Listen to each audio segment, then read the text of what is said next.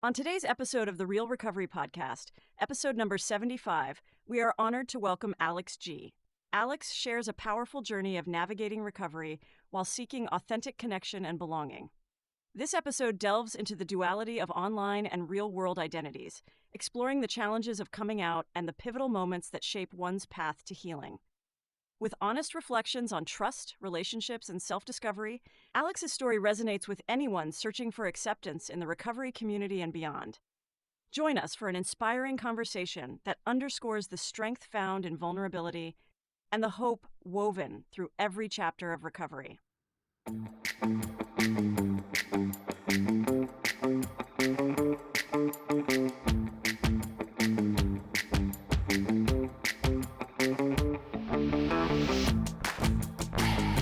Hello, and welcome to the Real Recovery Podcast.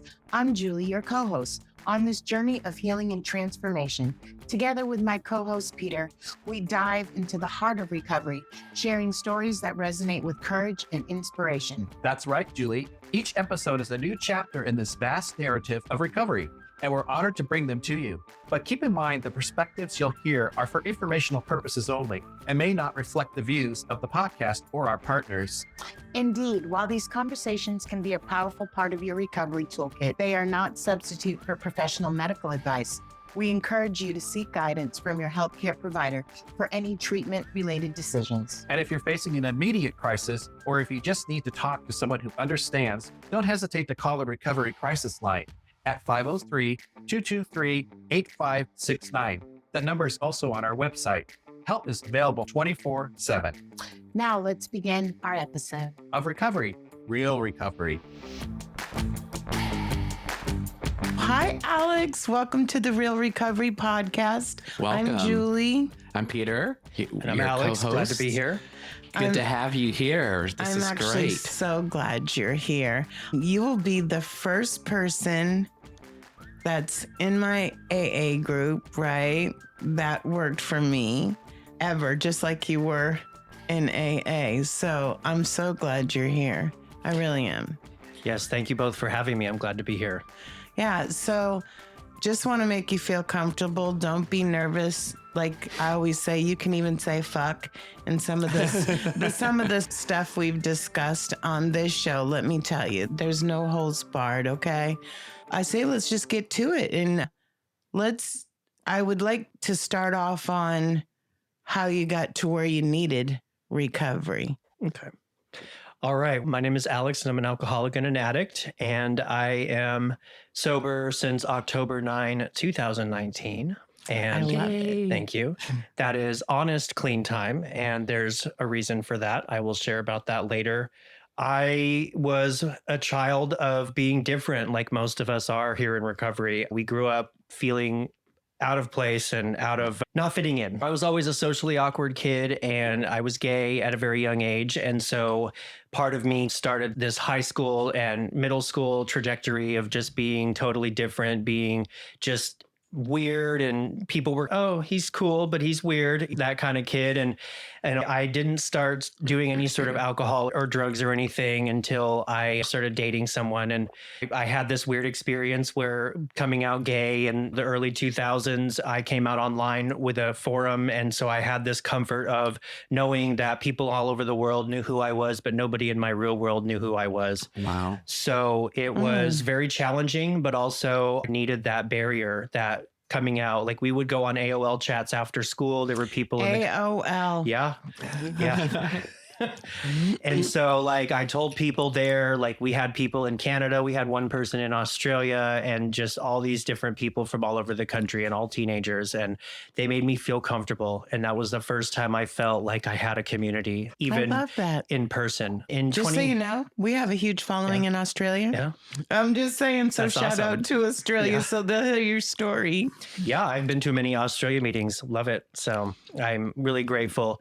And so 17 comes along. We're in the MySpace era, and I find this dude on MySpace who's also gay, and he is somebody that was interested in me. So after work one day, I went out and met him, and he was fiending from a marijuana high and needed some marijuana. And me being naive, I gave him $40 to go buy one. And he calls up his friend and we go to this place, and my introduction is walking into that house and him purchasing that. And it got to be really uncomfortable for me at first. I was like, oh my God, this is so bad. I don't want to be like this. But after dating him, I got curious. And so my first experience was marijuana. And then it was shortly after alcohol. And I started to like the effect. I started to feel like it was a good experience because I wanted to fit in. I wanted to be liked by my boyfriend. And I wanted to have his friends like me because I wasn't having any friends in high school. And even before this 17, a couple of my close friends outed me. And so I had a couple of people who stopped talking to me in my inner circle. So I felt very out of place at school. And Where'd you go to high school? Westview. Right by Sunset. Yep. Yeah. Yep. There's 2,500 people, and I came from a private middle school and elementary school. So I went from 300 to 2,500. Me too. I was able to be invisible for the most part of my last couple of years. And my first relationship was super awkward. It was toxic. We had a little bit of arguments at first, and we got to this point where he wanted different things and I wanted different things, but he got me involved. I started going to parties. I started drinking. I started sneaking alcohol. I started stealing alcohol from my place of business.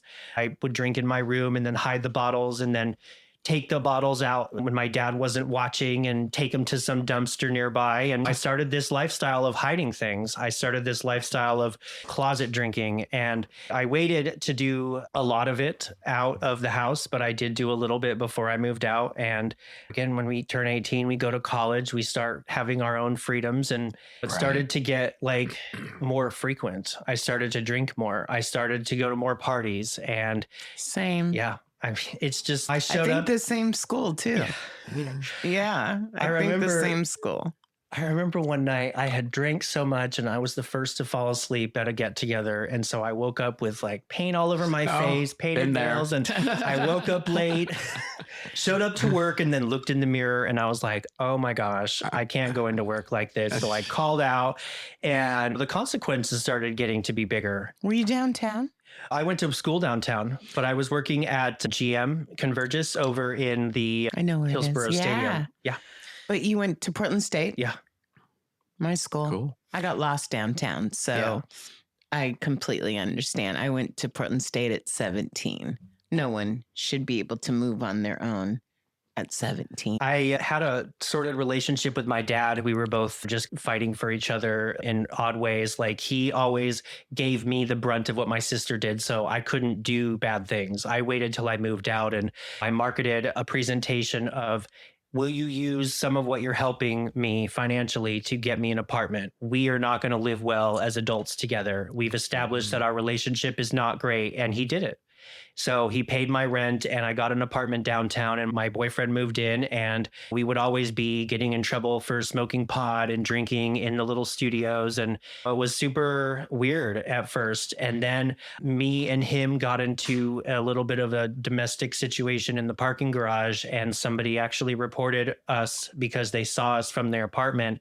And it happened a couple more times, but it started to get to that point. And I had a family breakup. So my family broke up with him with me. They all helped because I was 19 or 18 and I didn't know what to do. And we separated, and then I moved in with my sister. And I know my sister had an apartment out in Hillsborough, and that's where the drugs and alcohol started. I don't like to talk too much about the mess, but like, we started to do other things like psychedelics between 19 and 24. So I was a phase type person. So I'd do one drug or one alcohol for a bit, and then I would move to a different one. And then I would do that, get bored of it, and then move on. All the drugs, acid, Molly, ecstasy, mushrooms, all of it was something that I did for quite a while. And that's when I started to have blackouts while I was doing that. Oh, wow. I remember one night I was downtown. I was with my friend James, and we were at a restaurant, and I blacked out right after we left the restaurant and don't remember anything until the next morning.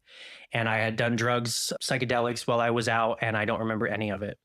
So I started to experience the consequences of blacking out and losing time between 22 and 23. And I would say 3 or 4 times during that chapter, I lost more than 8 hours to 12 hours. And I would wake up in random places. I woke up on the street outside of the Silverado one night. Love the Silverado. And I was like, oh gosh, did anybody recognize me? Like, I'm just laying there on the street corner, just like out. And some homeless person was watching me and made sure I was safe. Wow, that's God. Yeah.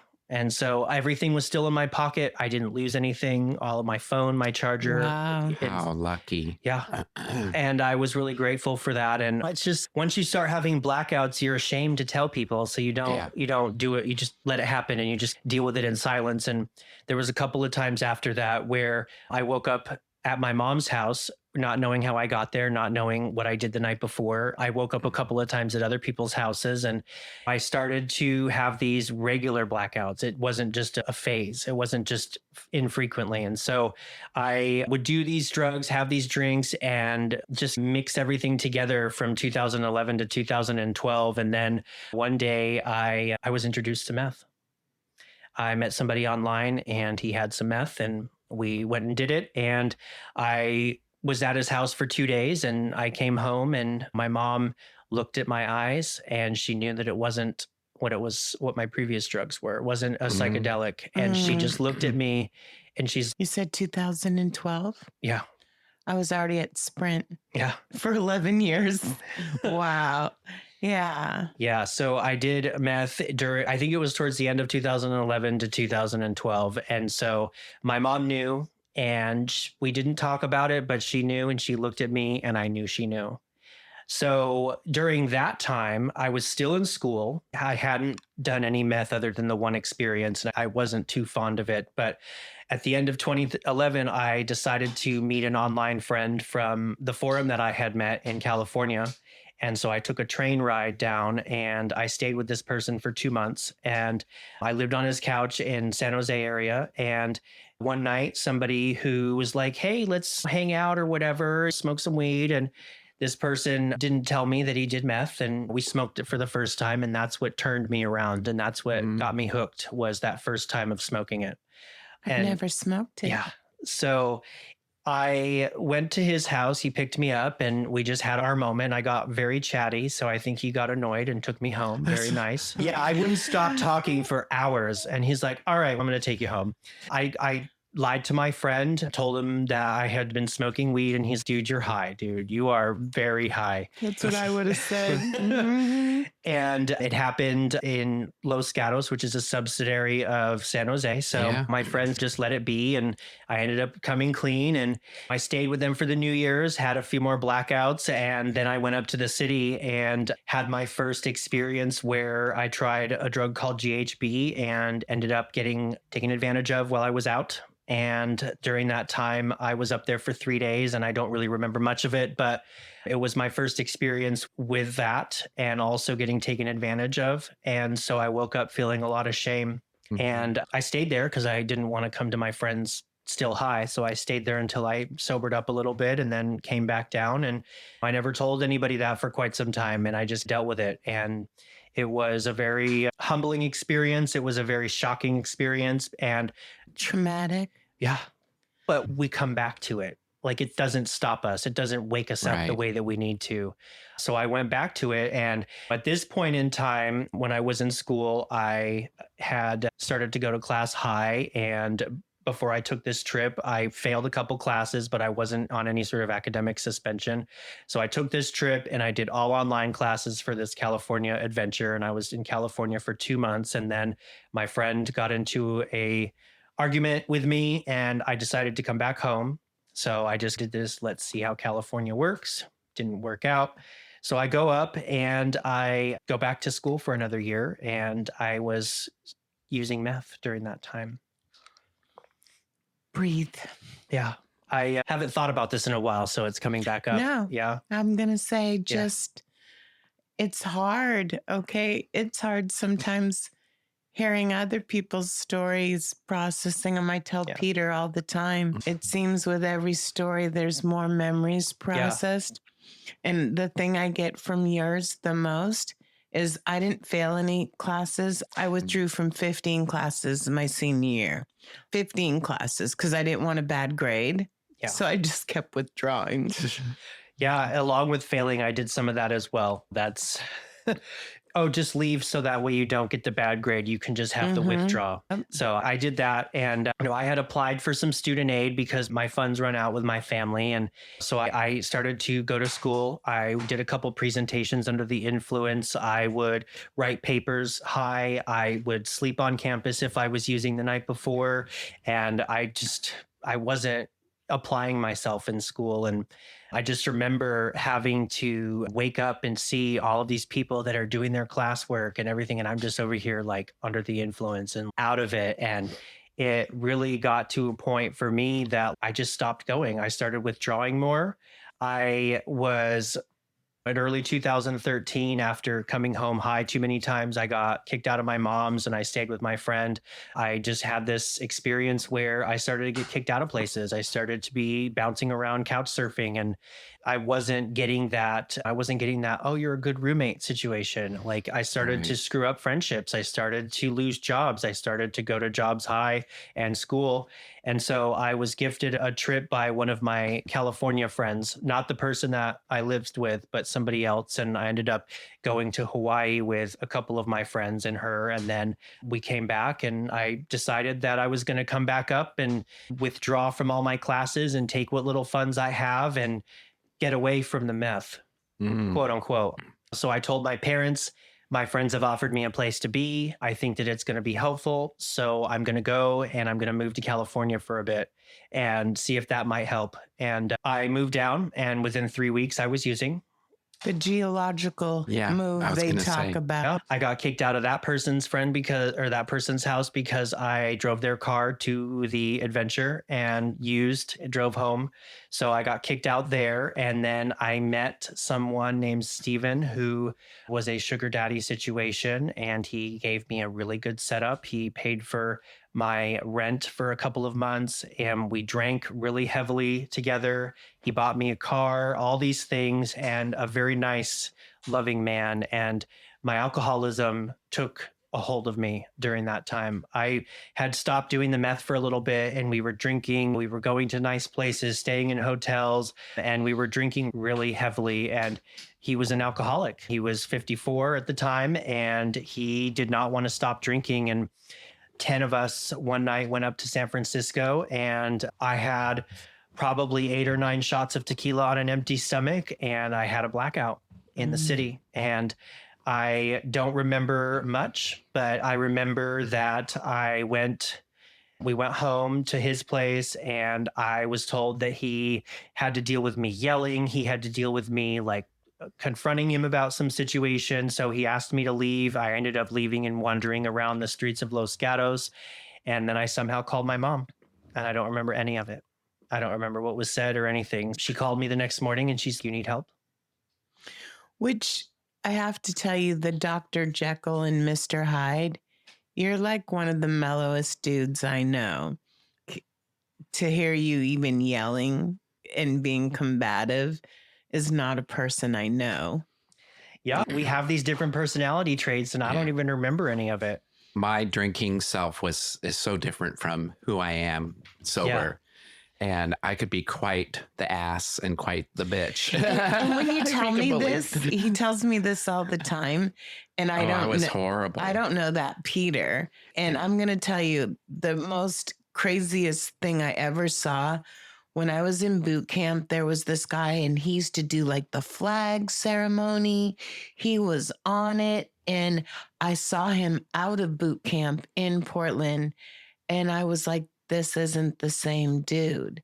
And he was high on meth too. And I had never seen a bigger transformation of someone. Yeah. And I was like, holy shit. Yeah, it's crazy. And then the blackouts you brought up a lot, because that's how I was. I had those blackouts, waking up and I'm looking at the room going, where the fuck am I? Whose house is this? It's some guy. And like you said, took advantage. Of course, I allowed it. Yeah. Through my getting wasted and whatnot. I can't blame him. Gotta blame myself. But yeah, there was those times I'd call my assistant.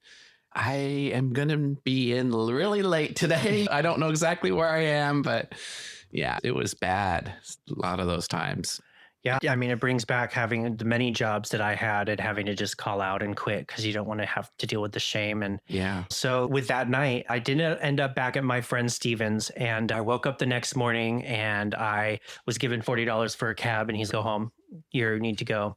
And then my mom called me shortly after and she's, you need help.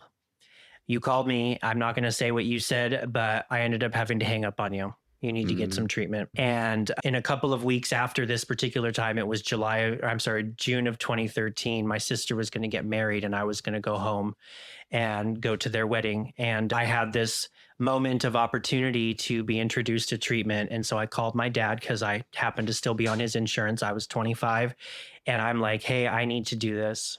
And I need to do this now. I'm not going to do it if I don't. He said he would let me use his insurance, and I was able to get into a 30-day residential treatment in San Jose. And I had to make a phone call, and I had to tell my sister that I wasn't coming home for the wedding and that I was going to miss the wedding. And I got a Facebook message after talking with my sister from her husband, who said some pretty nasty things to me. And I showed my sister this, and he said, there's nothing wrong with that. And so I took this shame and I took this guilt and I took this, you're a piece of shit, and went into treatment because I needed to. And I made this now or never moment. And well, I was it's life or death. Yeah. Are you going to be there the next time? Yeah. Yeah. I literally think of it as a T in the road, and I could have gone this way and continued down that path. Or luckily I made the choice to go this way and go right into AA and stick with it, even though it took me several times to get it. Yeah. It takes me multiple times over multiple years and a couple states. So I go into treatment and I have Steven, who's paying my rent. He takes care of it. He makes sure that my house will be there and all of my stuff. And I meet these people, and there's probably like maybe 40 people in the treatment, and it's co-ed residential, and it's called New Life. And I love them dearly. And I had this brotherhood of people around me, and I was the token gay guy in the place. I was the only one. And I started to develop a rapport with people, and I ended up taking a lot of what they said for alcohol, but I knew in the back of my head that I wasn't done with meth. And I don't know what it was, but the allergy to alcohol took hold after that time. And I have yet to I've had one drunk since I've been in treatment. It just made me sick every time that I've done it throughout the few years after. So I think to this day that experience was there for alcohol. And my alcoholic friend, Steven, showed up a couple of Saturdays for family day. He showed up on the day of my sister's wedding, and he was there for me. And he was like, you know what? You're in the right place. You need to be here. And you would have been a disaster if you would have been there. And especially weddings. There's more alcohol at weddings than most places, and an open bar usually. Oh, yeah, totally. And even though it hurt, I felt a lot of shame and guilt. I was able to walk through it. And then I did 3 months of outpatient, and I went to meetings. And one of the first meetings that I went to in treatment was a meeting called Sufficient Substitute on Willow Glen Road. And I always hold a special place in the big book for that part about Sufficient Substitute, because it's really important to me, because that was my first meeting where I knew I needed to be there. And I had a group of people in the San Jose Fellowship, and I stayed sober for about 4 months. And then I thought I could smoke weed. And meanwhile, Steven was paying my rent until I got a job at a hotel. He slowly backed away financially, and he got me to where I could take care of myself. 4 months into that particular sobriety, I started to smoke weed, and then I started to drift from the fellowship. And in November, I went to a family thing. He paid for a trip home, and I was able to come back. And after that, a week later, I decided to go and do meth. And I was crashing when he called me his last time, and he had passed away while I was on a bender. And he was somebody who was there for me and gave me a life. And it started out as a sugar daddy thing, but he started to get worse with his alcoholism. And I tried to warn him, and I tried to be like, hey, you're going to die. And he didn't want to listen. And so he passed away, and that's the slow, catalyst. How ironic, right? And what a blessing that he wanted better for you, what he couldn't do for himself. That is awesome. You know what I'm saying? That he was unselfish enough to take care of you and want what's best for you. Yeah. Yeah. People, I think it's hard to look inward sometimes. It is. It really is. And I don't think people out see themselves. You know what I'm saying? Some people just can't see themselves. And it is a program of death. Or you feel like I'm just doing this to me. No one else is being affected. That's how I was very selfish in that regard. Can I tell you, I definitely felt like that. Being an only child, not being on good terms with my mom. Yeah. Like, I didn't give a fuck because it was me. You know what I'm saying? I didn't have to answer to anyone. The law. But Eventually. I'm just saying, like, it didn't really matter what I did because no one knew. And it was a very secretive life. And I only went to see my mom when I looked perfect, like in the tanning salon, nails just done. And yeah, what a cover up. Yeah, that was one of the reasons why I moved to California, was to get it out of my family's face, to be able to hide behind the distance. Freedom. Yeah. And one of the most important things that came out of that relationship that we had was when I had first started hanging out with him, I showed him some of my artwork that I had done, and he was really drawn to a specific piece. And when I went home, I brought all of my artwork down. And the last time I saw him alive, I brought over all my artwork and I gave him the piece that he wanted. And it happened to have been born on his belly button birthday. So I drew it on his birthday. And you are talented. You need to keep doing this. And I'm going to get you a booth. I'm going to get you an art booth somewhere. And I was like, no, my art's not good. I'm not talented. And he's, you know what? Believe in yourself. And he like really believed in me. So like I had this memory of him like trusting and believing in my artwork when I couldn't. And so when I gave him that, it was the last time I saw him. Wow. And I was able to grieve him without going to the drugs or alcohol, but I slowly started to go back to the meth. And being away from home, I could pretty much do whatever I wanted as long as I made my work, made getting into work every day. And again, till I couldn't. So for about that time, I started to go to the hotel high. I drove people around while I was under the influence, worked at this business hotel, and I just started to get to a point where the meth was taking over, and I started to use more, and I started to use longer. And so I, again, with what we do, a lot of times people let themselves get fired. I was never one of those people. I would always quit before I got fired. And I had an honest moment with my boss about alcohol, but I kept out the meth. And I told her, I was like, I can't stay sober. I think I need to quit and get some help and take some time for me. And so I ended up quitting that job and moving in with a tweaker. And so that's where my meth really took on. That's like kind of the first time I really became homeless in California. And I started to have all the consequences. I started to use daily. I somehow managed to make it to where I could smoke because I didn't have a job. I would do whatever I could to make money, whatever method I could. And I just started to experience these consequences of now I don't have a place to be. I'm too scared to go home because I don't think I'm done. I knew I wasn't done for a long time. I knew that I had a problem and I needed to get help, but I still wasn't ready to, we couldn't live with it or without it, that kind of thing. There was a couple years of me being homeless. I know I met somebody that I became completely in love with, a methamphetamine addict who took me in a couple of days. I became really toxically obsessed with him. I cyber stalked him because he broke my heart. He played with my emotions. And I'm like, you've never gone crazy in your life. Now's the time to go crazy. So I just became this complete psychotic mess. And I would send him messages from numbers and things like that because you don't mess with me. You don't play with my emotions. But it beat your ass. Yeah. I'm just letting you know. Yeah, we have this. Never mind. I won't say it on the air.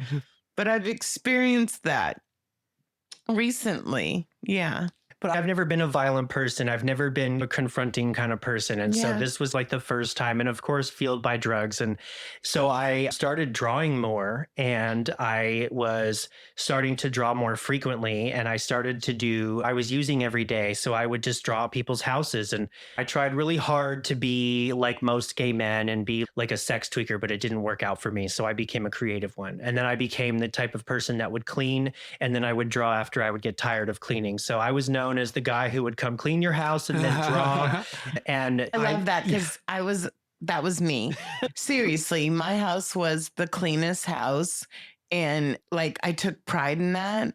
And you know how people like tweak out the windows and the curtains? Not me. I would just wash the windows. Like I would open the curtains and I could still, but I would be washing them, tweaking. Yeah. And when I came down, the thing I loved was my house was wicked clean when I woke up. It's crazy. I was productive too. Yeah, that was a good benefit. Again, people with like hoarder houses and stuff and all these like weird, nasty environments, I'd go clean up, and because I can't relax until I have a somewhat clean environment. So I would just sit there and people would be like, what the hell's his deal? Oh, just let him clean. Just let him be. He's doing what he does. And yeah. I had a problem going to those places, so I wasn't cleaning nobody's fucking tweaker house. I'm just letting you know. And I always say I have a hard time with the meth thing. It was the easier, softer way for me. But I will tell you, it was like, I would rather have an ounce of dope delivered than have to go to a tweaker house around. I would just freak out. Like I would be so paranoid about going there and not touching anything and not using with them. So for me, and I wouldn't say the word tweaker ever because I wasn't a tweaker. I just did meth. Yeah. No, it's crazy though how you can rationalize it. Yeah. I rationalize it a lot. And like one of the things that I will never forget is that the entire like 19 to 23 months, I don't remember exactly how long because I had places here and there to stay, but I used to clean and I used to do that as currency. And I would give people artwork when they would let me stay there because I was homeless for the next almost 2 years for the most part, excluding maybe 3 months. And I started to get to a point where, you know, all I had was food stamps and a Muni Pass because I was living in San Francisco at the time. I was traveling all over the Bay Area and I was meeting people every night or every couple of nights and staying with them. So I had to put my guard up. And I got to a point where I started rationalizing the people that I would hang out with. And I would say in January of 2015, I moved in with this gentleman in Hayward.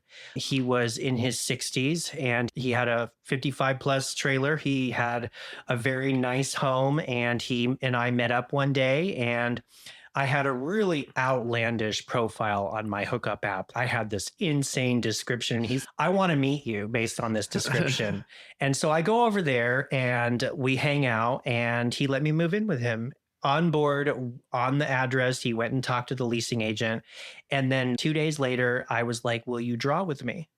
He's never drawn ever in his life. And we started to like work with each other. I have produced probably 500 drawings in the year 2015. Permanent marker and Bristol paper. I would just do it because it was a cheap, easy, creative habit. And he was like, oh, why don't you try using this? Try doing that. And I would do the same. And we would just get high and do this stuff. And that relationship was great for the creative aspect, but it got toxic. During that time, I had a job for a couple of months where I was going to work high every day. I was eating, I was sleeping. I had some sustenance of normalcy. And then our relationship took off and things got toxic. And so I left and back to the races. And that's pretty much the last year I started to slam. I started to do it intravenously and I started I hate that word. Yeah. Sorry. It's okay. But I started. No. It's cringy now, but I did it. I had a very big curiosity of it. I wanted to understand why. I call it IV drug usage. You know, it's crazy for me because I can't even fathom sometimes that is how I did drugs and how I even got to that so accidentally. It was just insane. I hadn't done meth for a long time. Yeah. I did it for a couple weeks and then like, really? Just crazy. Yeah. But I think it's the grossest form of getting high there is. It really is. Yeah. I had a rule that if I ever did it myself, then I would need to get help. So that was my rule. And it got to a point where I wanted to do that. So I stopped doing it that way.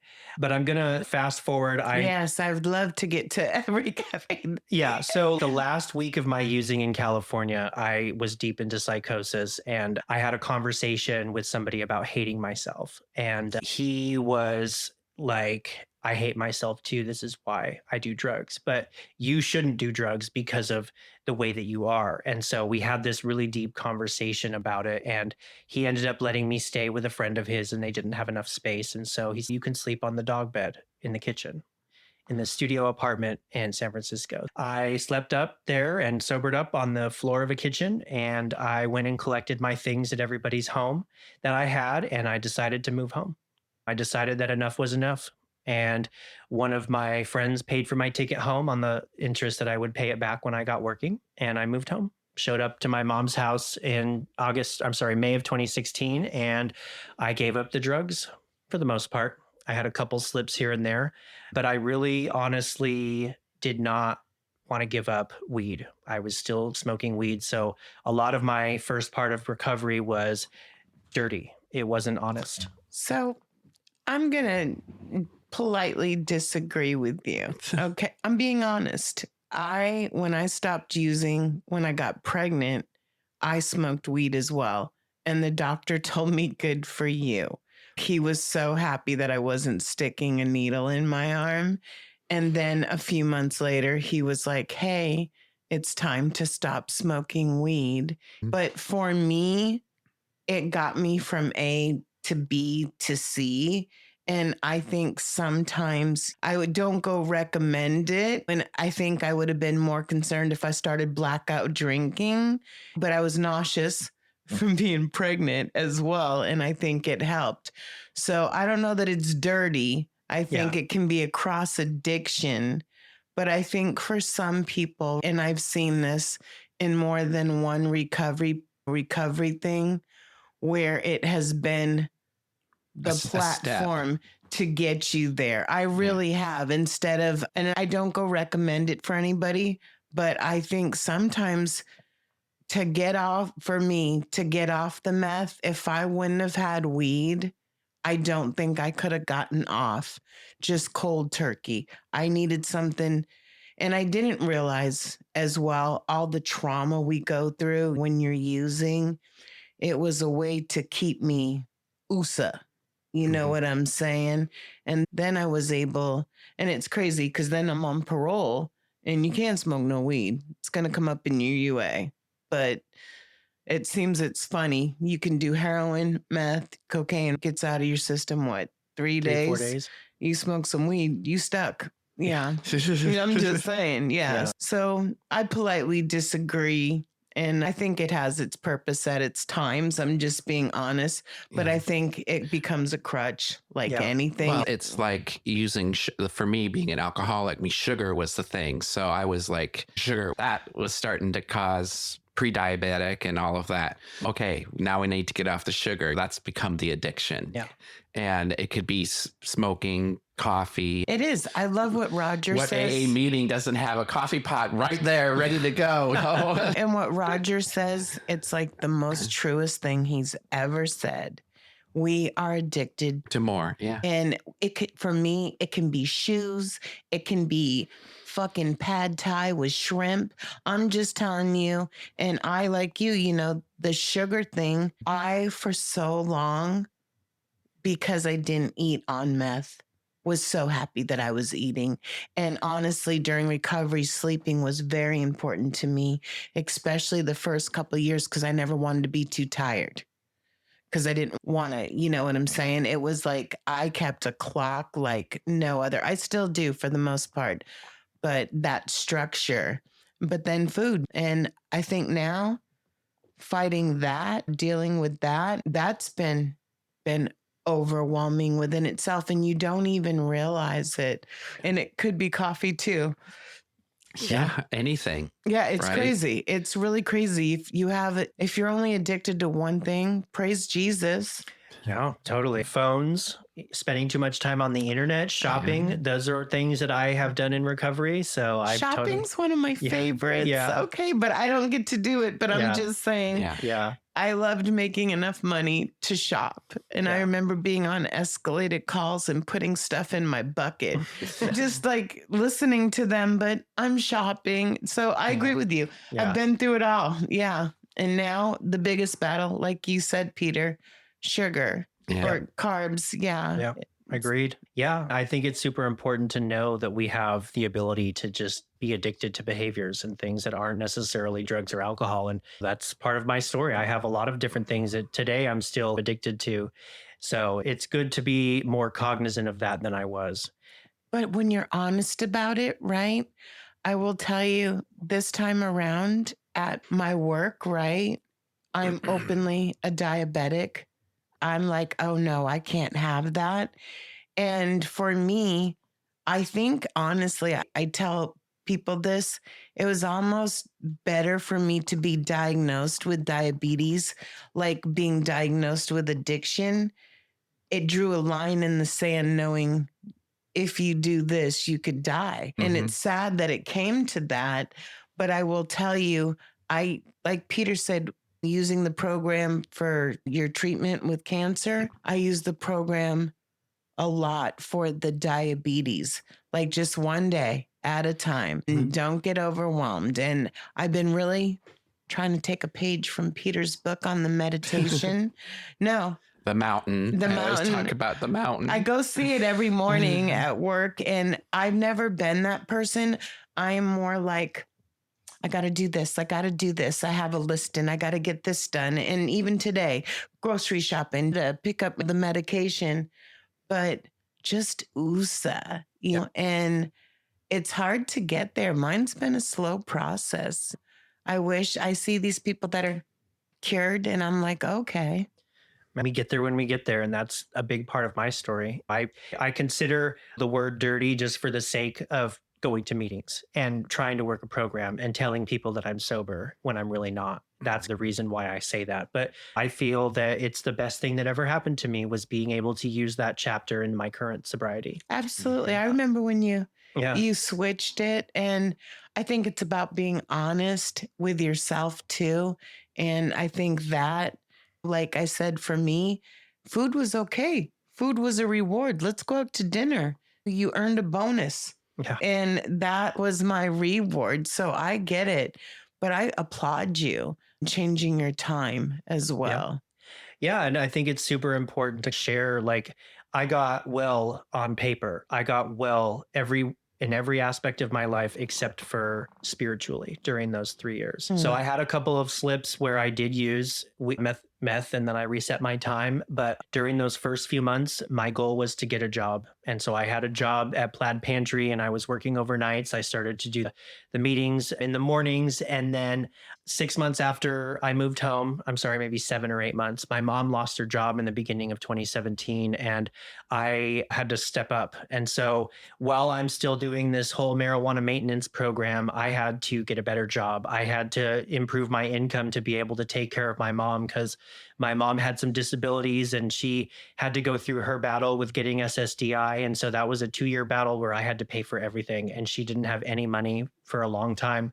So I had to figure out what sort of job. So the first thing after getting that new job, I had to immediately get rentable. So I got my job at Sprint in 2017 and I started to work on getting rentable because I had some stuff from 2007 on my record and I had to take care of it. And my mom had told the apartment manager that I was going to be there and he's not able to get on the lease right now. And she's, as long as he doesn't do bad things and he doesn't continually go down the path he's been on, he can stay here as long as he doesn't cause any problems. So I was able to live there without being on the lease for a year until I paid that collection off. And I worked overtime at Sprint and I was able to work extra hours and I paid that whole collection off. That was the first thing that I did. And then I started to work on getting some credit card collections or some things that were on my record off. And I just did all these things while going to meetings and smoking my weed here and there. And I had a lot of really good things happen during that time. I just wasn't ready to obtain this crisp idea of what sobriety was. So I was able to get my license back. And directly after I got my license back, I had gotten into school and I started to. I remember. Yeah. I had 160 credits when I dropped out and I was able to get in and I was on your team. I remember when you came to me and this is crazy. But so first of all, if it wasn't for Tammy McKinney, I might not know you because she said to me, that guy over there, he's in your AA group. And I said, and she said, no, I'm pretty sure he's in your group. And so I went over to you and said, congratulations. It was your 60 or your 90 days. You were on Tammy McKinney's group. And she said, God, big mouth, I didn't tell you to go over there and say something. And I was like, I think it's cool if he's in my group. Nobody's ever been in my group at work. There was people in recovery, but not in my group. Right. Like I owned that group. But no. And then Alex ended up in my ops group. He went a couple places and he said, I am really close to getting a double degree. And I was like, wow. And then he said my school, and I was like, wow. And we worked out a work from home schedule so he could get his degree. That's awesome. Yeah. Yeah, that's fantastic. It was really interesting because She did it. A lot of people asked me for shit and didn't do it. And because I was in recovery, there was a couple people that I would be like, you have to go to treatment or I'm going to fire you. It's just that simple.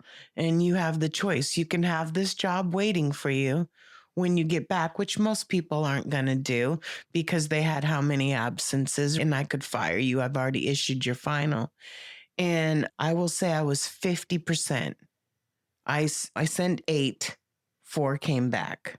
Wow. Yeah. And I thought it was like a reward that you have this job waiting for, good or bad. But I was so happy when they'd show back up. If not, they would take FMLA and they would just disappear from the world, Yeah. But you stayed present the whole time. Mm-hmm. Yeah, I'm really grateful for that. I was able to finish. And the funny thing is that I never asked for help with my degree. I just used the degree reporting thing online. And when you are on student loans, you have a maximum that you can attempt or have credits without a degree, and you have to prove everything. So 2 classes before I thought I was done with what I wanted, they're like, you have to start verifying every class. So I was like, fine, I'll go ask for help. And I ended up getting 3 separate bachelor's degrees and with a minor in sociology, and was told that, why are you taking classes? He ran my classes and I had 3 separate bachelor's degrees that I had no idea that I had. I only had one of them that I knew. The other 2 were just like, he just ran it through the collective requirements with his system, which mine can't do. And he's like, why are you taking classes? So I was forced to graduate. So I have this degree. That's amazing. And it's so random because like, I'm over here, like, I'm not done. I have 2 more classes. And he's like, no, you're done. I just didn't get that sociology bachelor's. I just got the minor. I had this lovely experience. I was able to graduate, and I had this beautiful experience with just I finished something. I had finished the first thing. And in 2019, just before I had finished school, my mom had gotten diagnosed with COPD, and I was in my spring term. And I had managed to get 3.5 or better on almost all of my classes. My mom got her money. And so we were able to be put into a better situation and financially. And so we had a lot of things that were going on go away because now my mom had her money and she was getting regular income, and it didn't fall on me.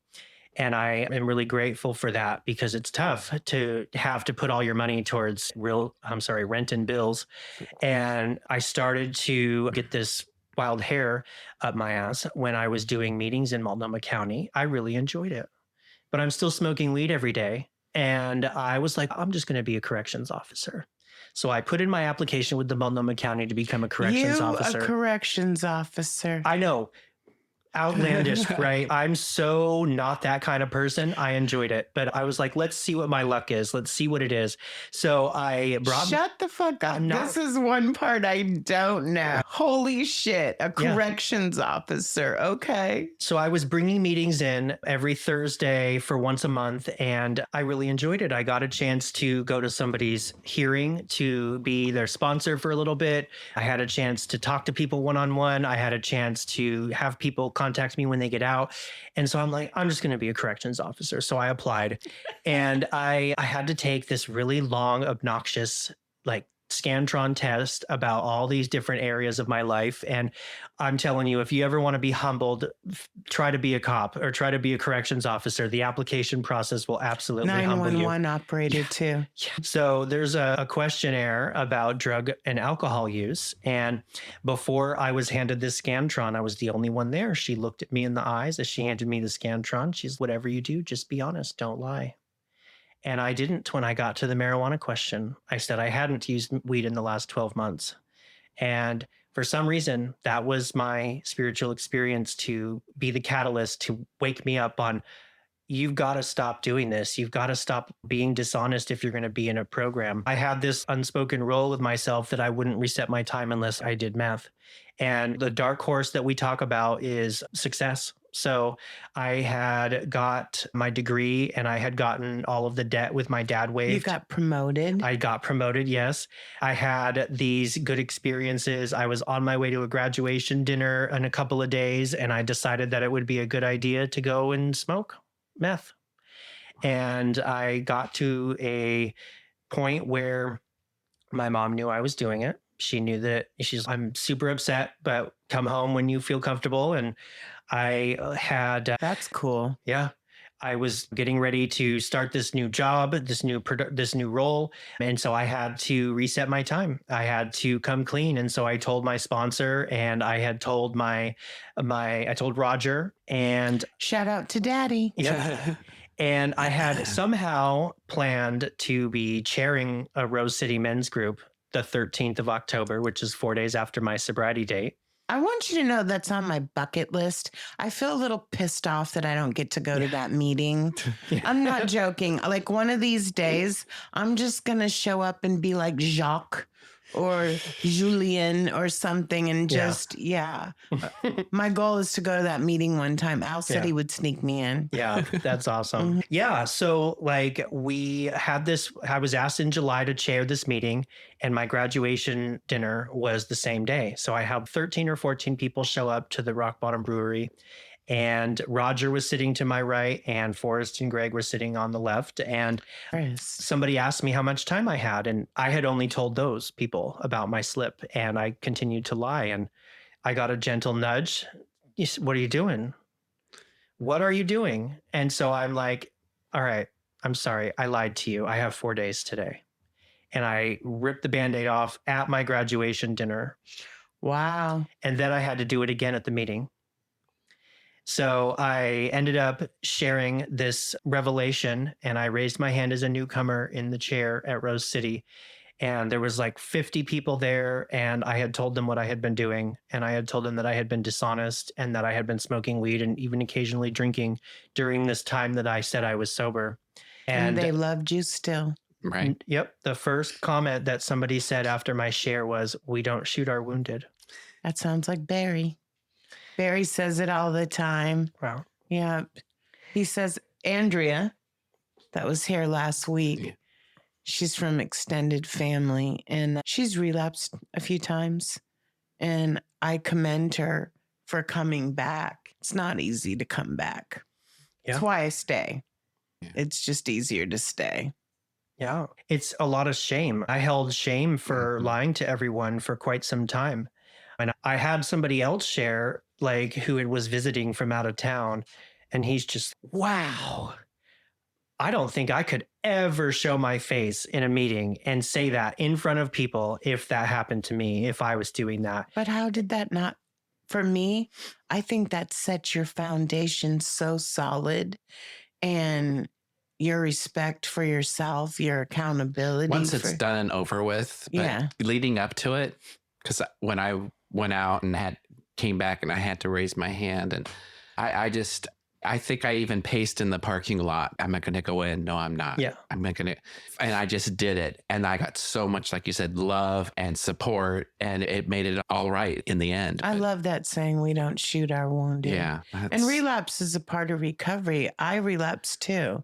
It just, for me, like I've chaired one CMA meeting. And even though that's my drug of choice, that fucking meeting was overwhelming to my brain. For me, was the easier, softer. I got accepted and it balanced for me out. Yeah, I have found A to be more prominent in the West Side. So I've been going to AA, but I've done multiple fellowships. So, like, one of the cool things about that particular evening is I recorded my share and I still have it, but I've never listened to it because I'm crying and I'm a mess and I need to listen to it because I haven't really thought about it much. I let that stay in the past, but it's important to remember where I was at because, like, no matter how far down the scale we have gone, we will see how our experience can benefit others. And right before COVID hit, I started a meeting in CMA. I met my first sponsee. I had a sponsee at 4 months sober. I started a meeting with probably 5 or 6 people at True Colors now. It used to be 4D. And then COVID hit. Just so you know, we love us some True Colors Yeah. and 4D. Yeah. Amanda is amazing at True Colors. She's the one who let me think there was other stuff possible in life other than working. Yeah.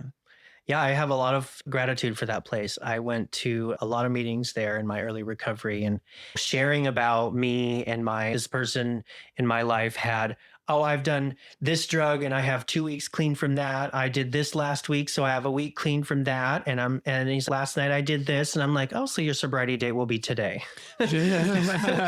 And so I was able to start like redefining what sobriety is. I'm one of those people that I know that I can lie to people, but it's lying to myself that really ate at me.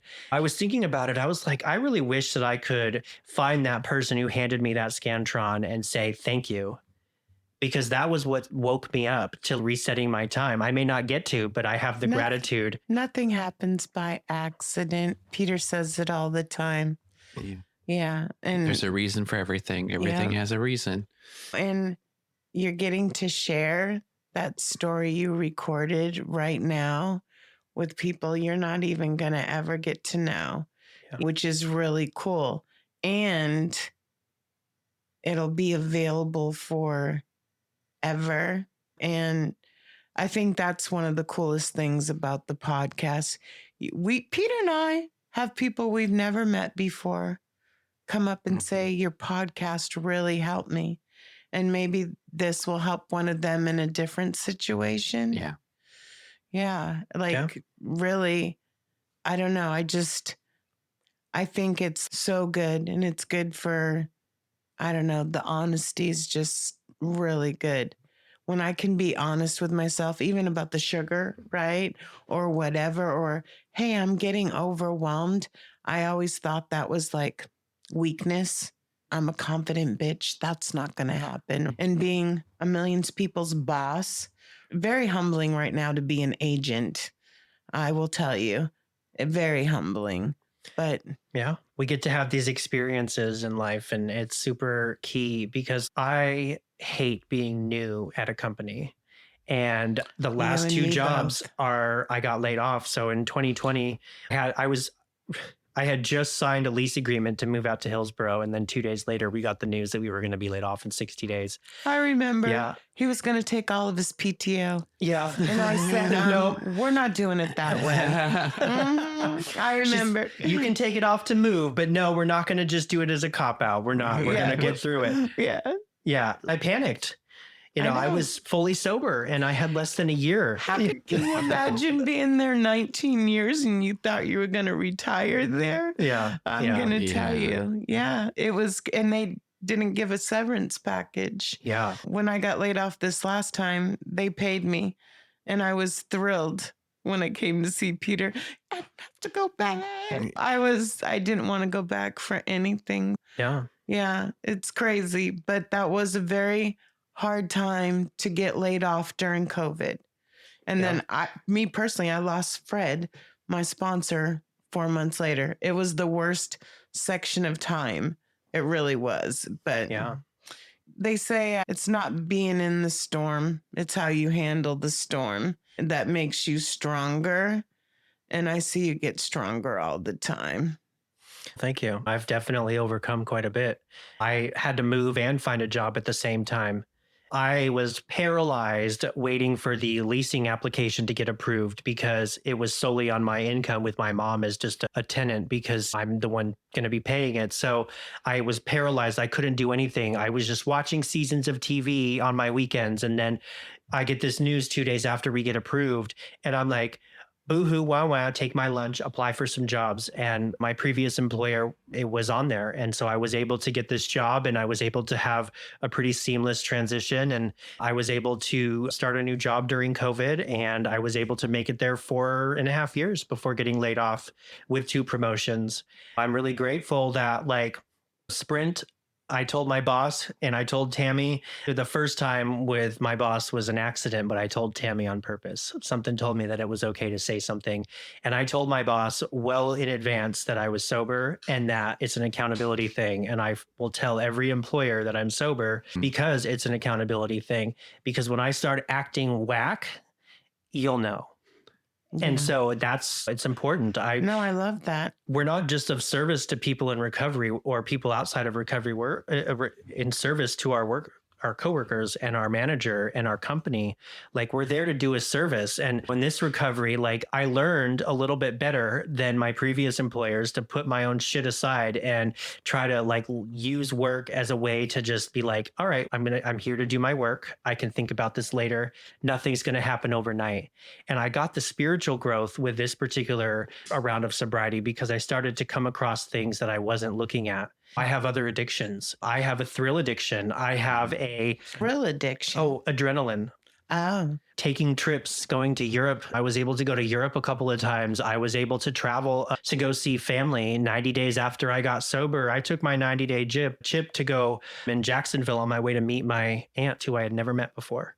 So in 90 days, and I you met just somebody. Got back from San Francisco. 90th anniversary in Canada. Yep, did that too. So wow. I've been afforded all these gifts of being able to travel and go to the World Conference, and like all these different things never would have happened if I would have still been doing the same thing.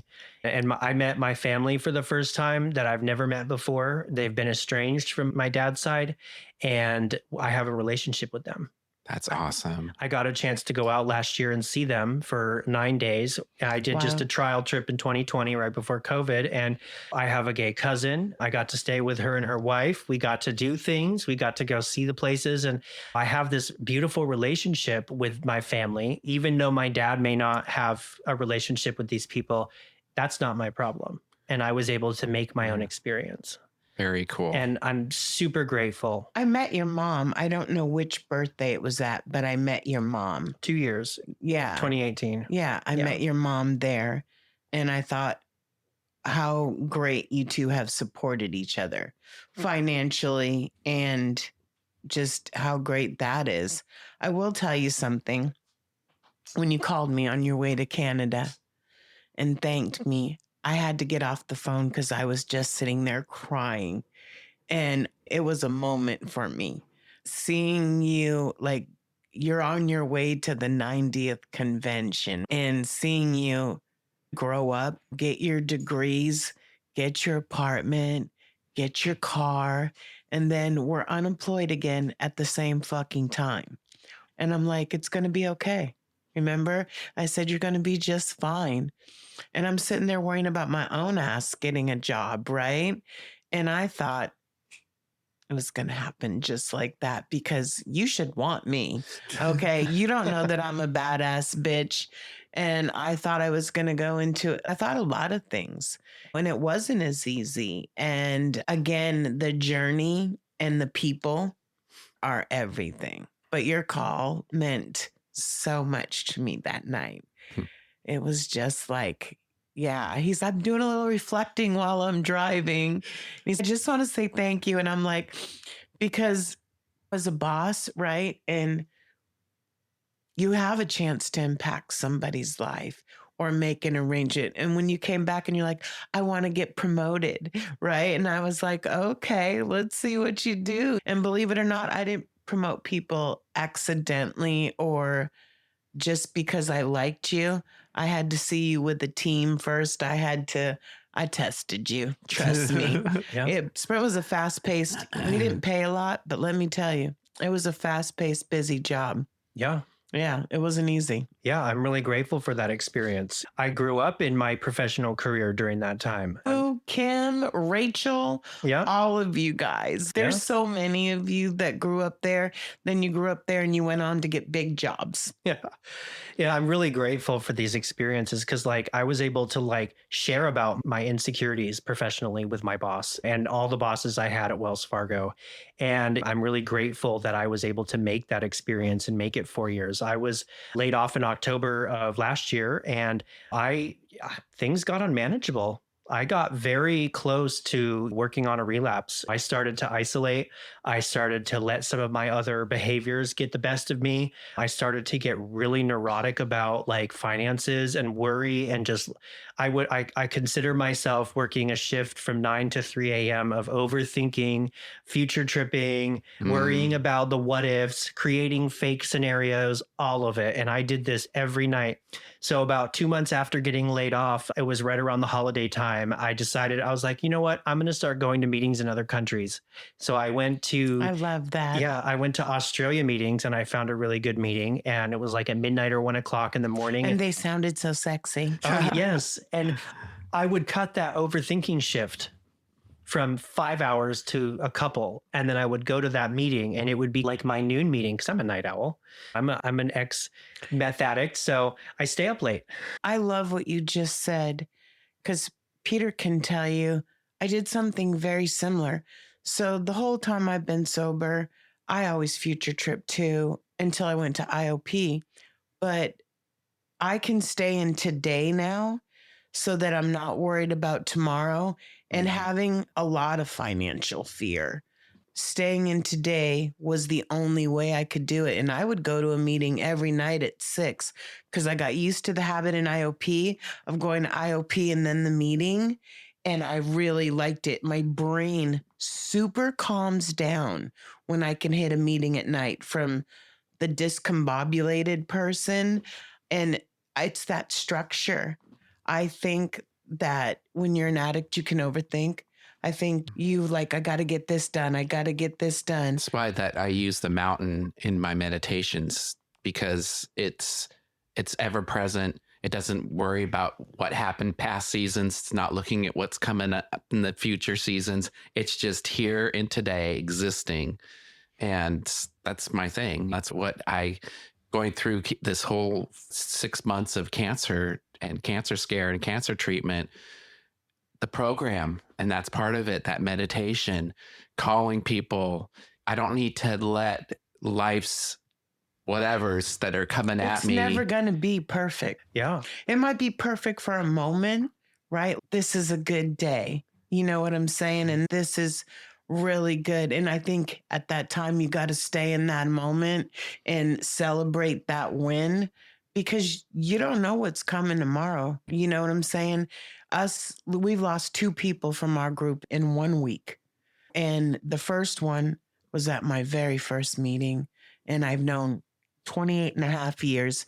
And I didn't expect him to pass away. So that one took me for a loop. And that's Pat Murphy. And then who was 80, but didn't look 80? Is that John Patrick? So then John Patrick died. And I've known John Patrick for forever. And the cool thing is they both died sober. For John Patrick, I think he's in a much better place because he had a really rough time the last month.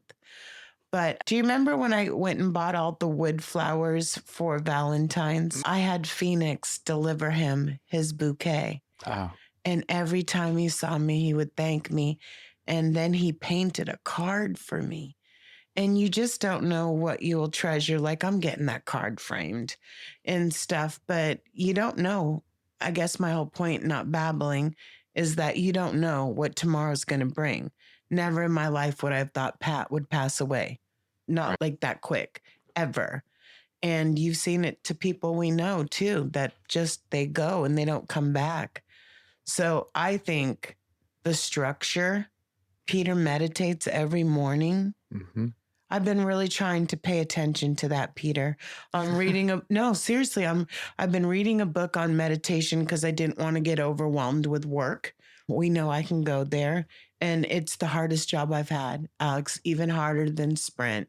But it's the best company I've ever worked for. So there has to be compromise somewhere, and I'm hoping it gets better. It's those things, once you take 1,000 calls, you're good. But I think I'm on like a couple hundred calls. Yeah. Yeah, it takes time. I had to be new again. And this time I was at a remote company. So my boss is on the East Hard. Coast, and I'm over here like texting her my problems on my whatever the calls or emails that I'm doing. And I'm just like, oh, I just want to be good. I want to skip to the good part, but It's me. it's okay to be new. Like you don't have to be perfect within 10 minutes. Yeah. It doesn't take like just 10 minutes of doing something for, I want it to be, but is it? No.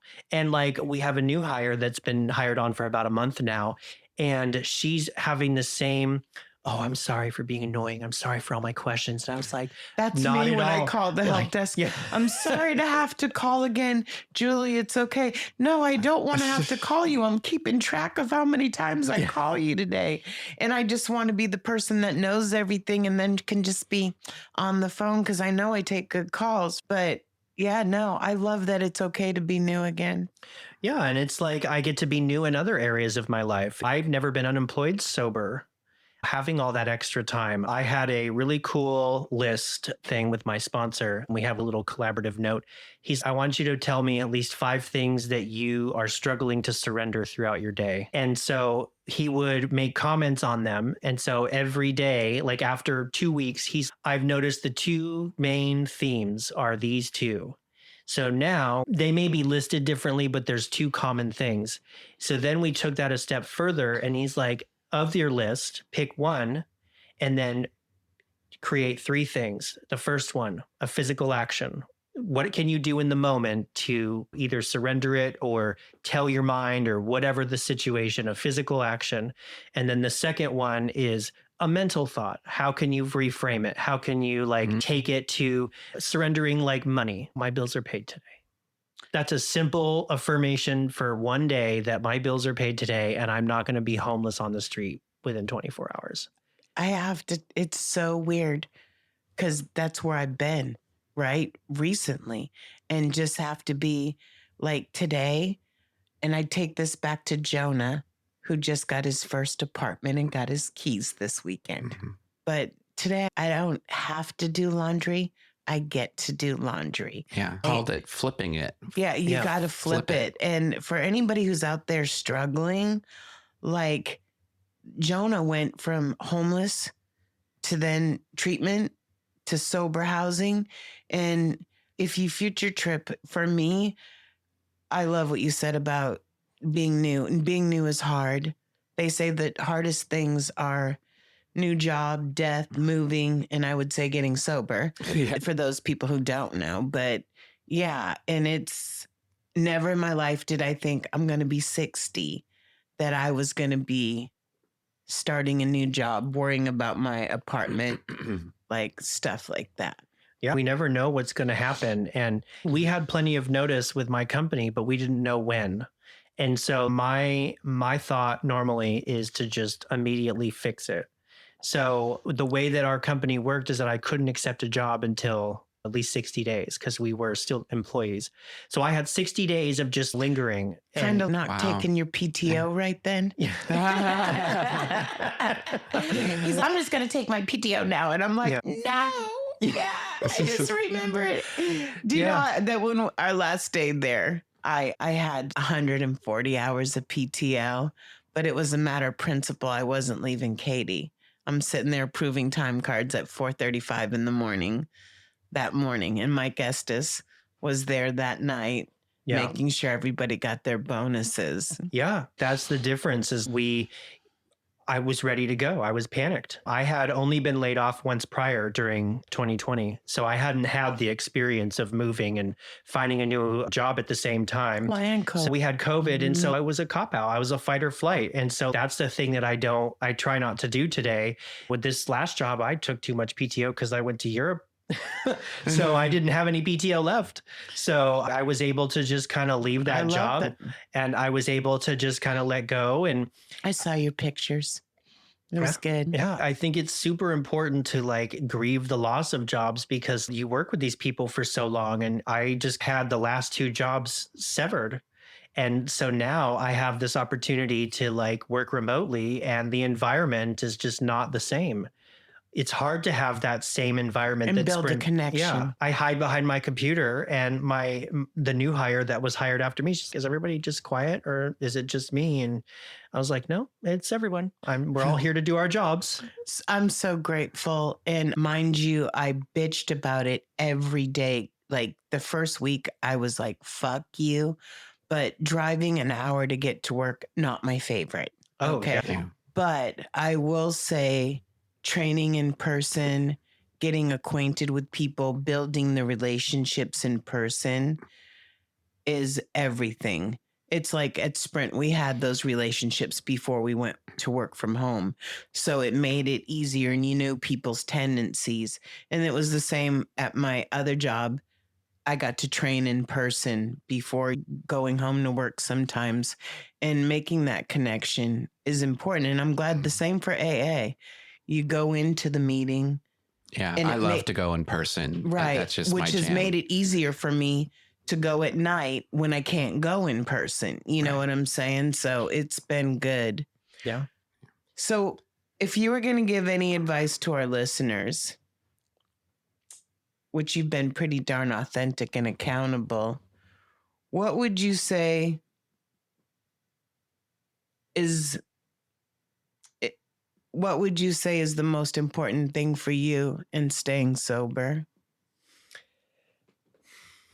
That is a good question. Now that I've been able to play the tape and make the phone call before it happens, making that change is super key, because we can all shoot now and ask questions later and then have to pick up the pieces in early recovery. But like finding whatever that is for you and making that change is super important, because like about a month before I got hired, like I was ready to use. I saw somebody on my way home on the streets and I was like, wow, checking out sounds nice. And instead of going to, oh, how can I make that happen? I called somebody. I went to a meeting. Amen. And I was able to reflect on that and be like, why do you want to check out? Because you're worried about the future. But if I had that shoot now, ask questions later, I would have been calling somebody after a relapse. And so just figuring I out love that. Yeah, figuring out what that change is that you need to make to start knowing to make that phone call before as opposed to after. Like it's not a shame to call somebody saying, I want to drink or I want to use. I want that phone call prior, and I will be here. I will come meet you and I will come to a meeting with you if you feel like you need to drink or use, because then we can work together to overcome it. And I think when you do reach out, it shows you want to be sober. If you don't reach out, then your intention is to get high or to drink or whatever. And I will tell you, I think that's the case, like whether you're losing a job, whether you're going through cancer or whatever, I think staying connected is so important. I also like what you said about playing the tape forward, playing that tape. That's been something that I learned and I use as well. Where would that process get me if And I what would went it solve? and I got my choice is vodka and took that home and did that and just go down that. For that kind of future tripping is positive for me, because it's no, I do not want to go to that point again ever. Yeah. So that really helps me a lot, playing that tape forward. It's like when we get into recovery, the first step is to stop drinking. And then the second step is in your daily life is to start making the changes to where when you react to things, you drink. And then when you're in recovery, you react and don't drink. Because like my first reaction on a good day is to go drink or use. And my reaction on a bad day, same deal. And now my reaction when I have things that happen, I don't go to the drink. I call somebody. I take that time and I'm like, you know what? I'm already like neurotic enough being unemployed. Imagine me being unemployed, neurotic, and high. What's that going to do? No, my place will be clean, but that's about it. Look, I actually hear you. And you know what, too? I always say this because I'm definitely part of the No Matter What Club. I will say for a while now, I know, like, I'm blessed because it doesn't cross my mind to use, but to keep my mind not ruminating on what the problem is, going to a meeting, coming and talking about it. Yeah. I've had some stuff I had to process this last year that wasn't easy. And I ran to Peter's house one night just to talk, and I'm fucking overwhelmed. And just admitting it, I think when you admit it, it takes some of the power out. And in a meeting, Yeah, I think it's super important to be vulnerable. Being vulnerable is a strength and weakness. And I agree. I know that coming from people's upbringings, it's not always easy to be vulnerable because it was deemed as a weakness. And like the most amazing experience was the amount of weight that was lifted off my shoulders on that meeting when I first came back in.